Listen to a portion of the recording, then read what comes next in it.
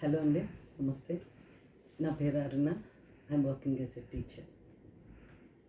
ఈరోజు మీకు ఇన్సూరెన్స్ గురించి మాట్లాడదాం అనుకుంటున్నానండి.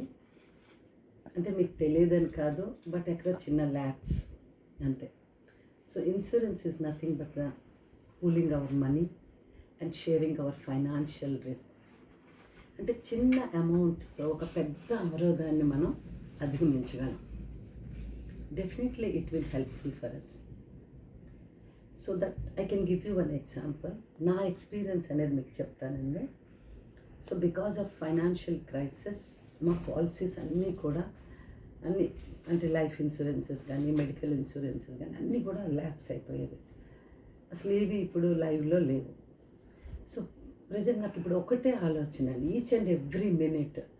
అంటే ఏదన్నా యాక్సిడెంట్ అయినా లేదంటే హాస్పిటలైజ్డ్ అయినా ఏంటి పరిస్థితి, ఎక్కడ ఎటువంటి హాస్పిటల్స్, ఏమైనా తక్కువ ఖర్చులో వచ్చే హాస్పిటల్స్ ఏమైనా ఉన్నాయా, ఏంటి అనేది ప్రతిసారి ఇదే ఆలోచన. అంటే ఈ ఏజ్లో ఇటువంటి ఆలోచన కరెక్ట్ కాదు కదా. ఈ ఆలోచన అనేది ఎప్పుడో ఒక 25 ఏళ్ళ ముందు వచ్చి ఉండుంటే, అంటే ఫైనాన్షియల్గా మనం ఆర్గనైజ్డ్గా ఉంటే ఇప్పుడు మనం మంచిగా we can concentrate on other works.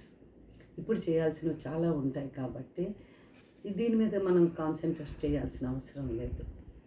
So my advice is to that one. మీరు ఒక జాబ్ వచ్చిన వెంటనే, అంటే ఒక 25 ఇయర్స్ 30 ఇయర్స్ బిలో కానీ మీరు ఒక మంచి ఇన్సూరెన్సెస్ పాలసీస్ తీసుకున్నట్లయితే, అంటే లైఫ్ ఇన్సూరెన్సెస్ కానీ లేదంటే మెడికల్ ఇన్సూరెన్సెస్ కానీ, definitely it will be helpful for you. అంటే you can lead the peaceful life అండి, happy peaceful life. Actually, the insurance is not a burden. It gives you more energy to you, in fact. అంటే మన family ఒక సెక్యూర్గా ఉన్నారు, మన పిల్లలు ఒక సెక్యూర్గా ఉన్నారు, మన ఫ్యామిలీ ఒక సెక్యూర్గా ఉన్నారు. అంటే మనకి ఎటువంటి హెల్త్ ప్రాబ్లం వచ్చినా పర్వాలేదు.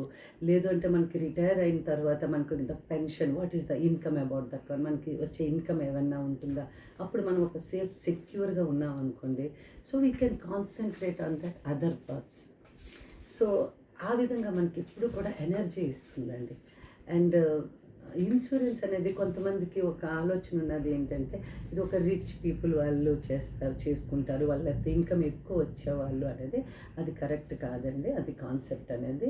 సో రిచ్నెస్ అనేది కాకుండా మనకు వచ్చిన దాంట్లోనే మనకు ఒక కాన్సెప్ట్, మీకు ఒక ఐడియా అనేది ఉండాలి. అది నేను చేస్తాను అని ఒక ఆలోచన ఉంటే అది తప్పకుండా డెఫినెట్గా అవుతుందండి.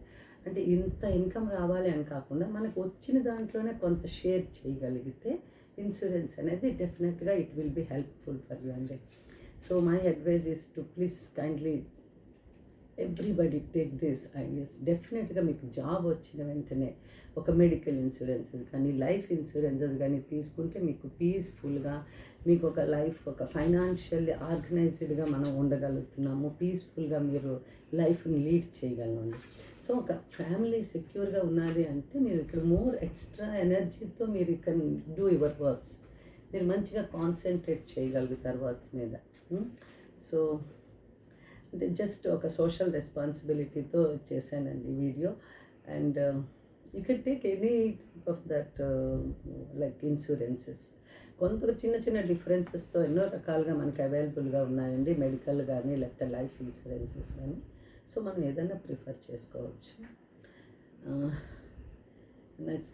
వీడియో నచ్చితే కనుక షేర్ చేయండి. Thank you so much. మళ్ళీ ఇంకొక కాన్సెప్ట్తో మీ ముందుకు వస్తాను. Thank you so much.